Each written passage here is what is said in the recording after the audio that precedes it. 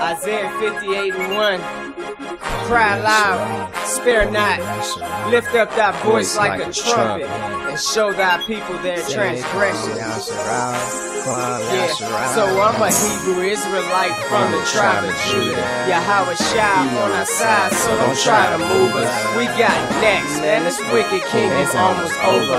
For our people, edification, my folks soldier. Isaiah 58:1. Say let the trumpet blow. Hey, we them Hebrew Israelites, it's time to let them know. Say let the trumpet blow. It's time to let them know. We them Hebrew Israelites, it's time to let them know. To cry loud, spare none, show them transgressions. For my people never considered they the real Jews. History stolen with that whip. They have the ability to come and kidnap your children. So if you go about the ability or the right? I'm saying the ability, and when you deal with that, that's force of arms. And I'm also saying the right, because your child isn't yours. Your child is the property of the state. Because that birth certificate is filed in a particular place. And that's why they're dubbed ward of the state. And so are you. So if you're property of the state, then property can't own property, first of all. There you go. Secondly, if you're someone's property and you're a 14th Amendment citizen, person, corporation, and you're only granted privileges. So if someone granted you a privilege, that means they can also take it away when they feel it necessary. So that's why it's relevant. That's why it's important to go about learning this information and knowing what's law and what's not, so that you have the capability of battling these monsters on this chessboard called life. And see, that's why I go back to what the scripture says: don't be ignorant of any matter, great or small, because it come down to a normal traffic stop. You know, because it's sad to see the Eve that got murdered in the jail, right? But if she was quiet and shut up and stayed in the car, I'm not giving them an excuse for murdering our sister. I understand that. But if she was conscious and wise enough in the mind to understand where she was at that particular time, and understand the laws of this land, just be quiet. You understand? Be quiet, right? This comes with order that we trying to set up here. So I do understand the significance of I don't want to interrupt you, but let's say that she was in her proper status, and so was her family. So that when that did take place, now there's remedy that's available to that family. Because what happened to them? What happened to them so-called officers is in my opinion, it's the only time I'll assert my opinion, is not enough. Period. It's not enough, and that's because we are in the wrong status as a people. And now, since you said that, lead me to another question. Even though I know y'all want to answer the rest of my first one, right? Why is it when a citizen kill a police officer, that citizen get persecuted to the max or be killed by a police officer? The police officer can kill a citizen out here and walk away scot-free like it's nothing. I'm gonna kind of land me back on that and let you answer it, because we watched the case the other day. I'm talking about falls with law. Right. I'm going there. We watched the case the other day where this young guys killed this police officer. I think it was in the 80s or whatever like that. They shot him. He was actually protecting another citizen, whatever you want to call the person, because he was snitching, right? Actually, it was in the 90s. We was watching. It was in the 90s, right, brother? In the 90s. So they killed the cop, right? And it wasn't no death penalty, whatever like that. But what they done, they actually made a law, right? Once you kill a cop, it's federal. They changed it or whatever it is. You kill that cop, it's different from how if they do something to us. You know? That's if you subject to that jurisdiction of the 14th Amendment, which is fraud. Right. Never been constitutionally ratified, so it's not law. Okay. So I remember you dealing with Esau too, though, man. Right. Esau throw this law books out the window.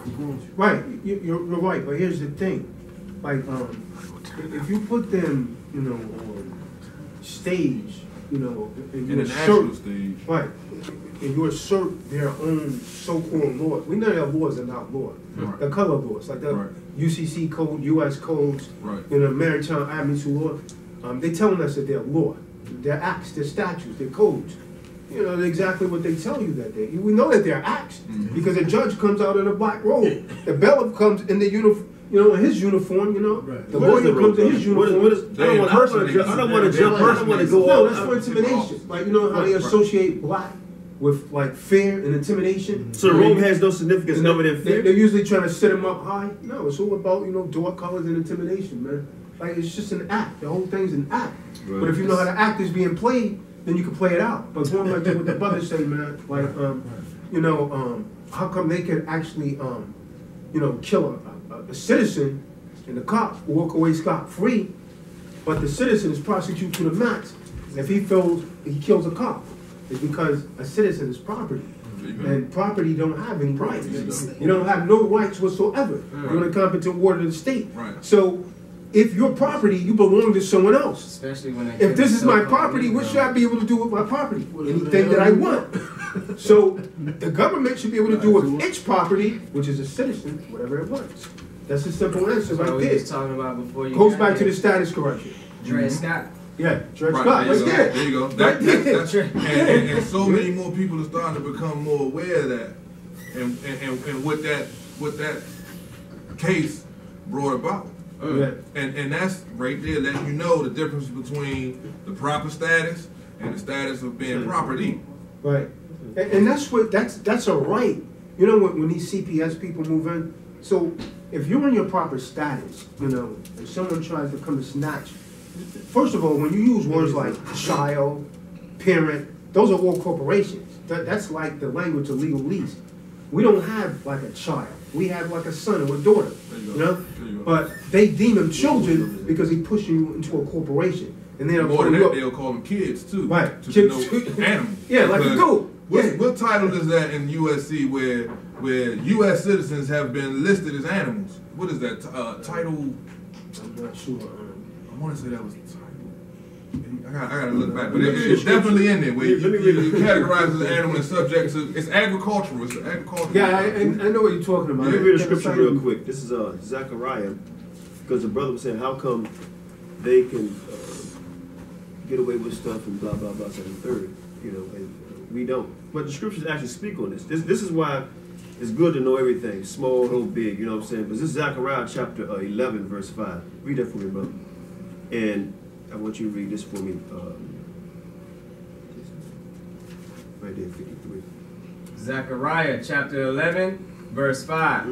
Whose possessors slay them. Now, wait a minute. What?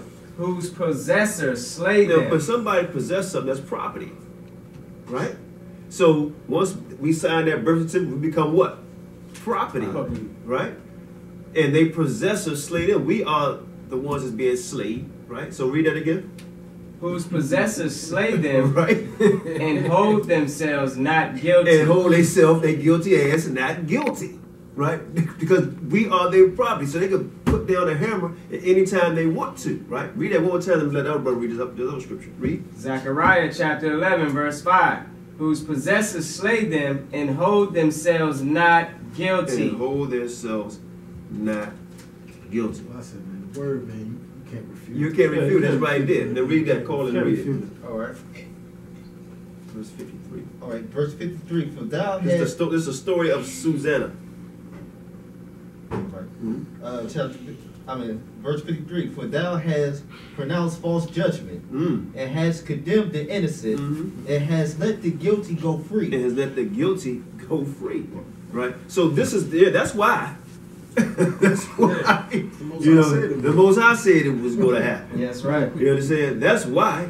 But see, but see, this he tells us to understand certain things, brother. So now we know why really is cursed. But also, when we look into this, we see how they do it. Right? We see how they do it through their witchcraft, right?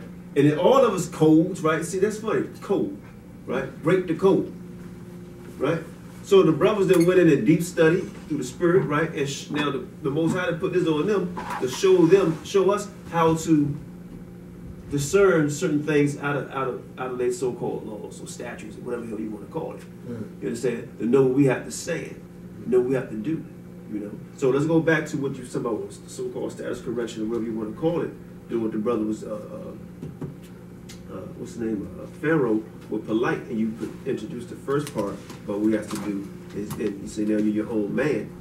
Then we'll go maybe one or two more, and then we're gonna call it. But like I said, that does that part coming out. That does that part coming out. Now, what is Polight doing? What is Polight doing or not doing? And we know about the money part, it's in the third. That's different from what you're saying.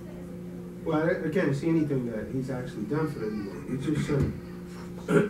He just actually taking money from most people and giving them nothing. And a couple of them, he sent some documents that he just copied from somewhere and just sent in the documents and told them to fill it in. But you know, when he was on this TV, he was trying to assert something to like about having property. Well, your corporate construct is your property because that's not you. Like when you assign yourself to like a name, like I'm not Tyler Doc, you know, I'm the spirit, I'm the living soul. That goes right back to the scriptures. As long as you think in terms of like I'm the name, and they can affix you to that name. Like say for instance, they arrest you, they pull you on a traffic stop, right? One of the primary things they're gonna continuously try to do is to get your prints and to get you to assign yourself to that name. They don't care what name you get. My name could be Tyler Doc. You could say, Bill, come on, give us a name. What's your name? I have a right to remain silent. So I conditionally accept your offer upon proof of claim that you could produce the charging instrument so you know, so I can discharge it. I set it off, you know? But they're gonna consistently try, and then they might get dirty on you. Might throw you in the cell, not give you any food, might throw you over in isolation to try and break you. These are things that I see them do to people, man. Like, they're gonna try to assign you to that name.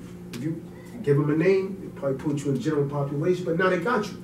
Because without you, like, affixing a name or something to that, they can't really draw money off of you. You know what I mean? They can't draw nothing off of you because they don't have a way to assign anything to you. And then, I mean, if they force your points, it wasn't done voluntarily.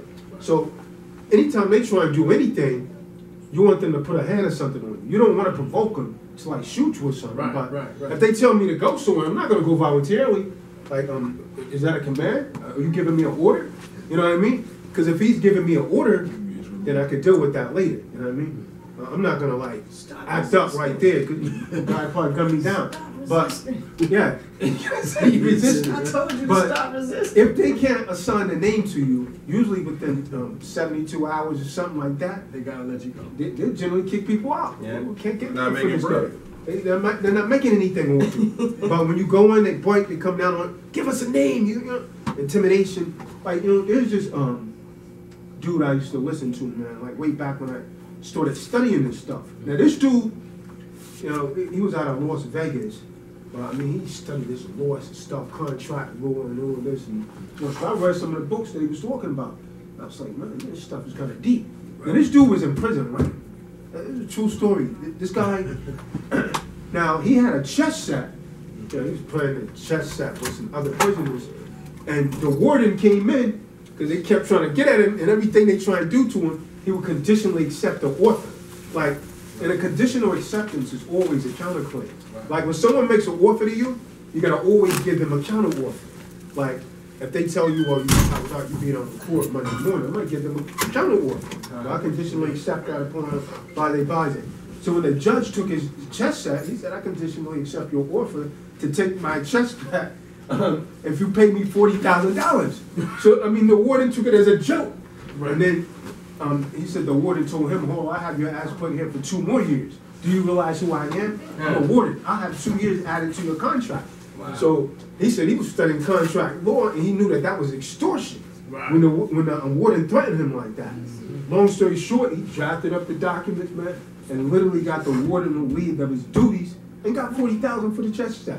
That's a real life story. Wow. And he was back out. Yeah, he was back out, like on the street. For about like 10 years, like doing his board stuff again, but he screwed up again with the bonds. Yeah. Now he's back in again, man, because he was doing like those bonds. Like but I mean, so I mean, things like that happen, man. So let me say this, right? Let me see if anybody got any more questions before we close it out. Right. Like I said, this is FOPE for our people edification, and that's to edify. You know, to edify our people. You know, not to edify and go, let's no go lay down and eat them. No, we're not here to do that. It edifies to teach. And I will ask, of course, you know, we prescribe to the Bible. You know, we prescribe to many other books. You know, because I would ask the two brothers here that's really into that science of that, to give them some books maybe they can read. You know, y'all brothers have read certain books, give them some books to read. So I'm gonna conclude with this unless anybody else have another question, because I want to ask this here. What would you like to see? Because I know you mentioned the dude Ali Muhammad, we mentioned Reggie, Polight, right? We mentioned him. We mentioned Sarnetta, and it's dealing with the conscious community. It's not hate. It's not hate because I have a better scripture on that because it's not hate, right? Because we're trying to bring us all together really in righteousness, you understand, and understanding and being edified. So with all that said, should these brothers sit down? Should these brothers sit down or have a real dialogue?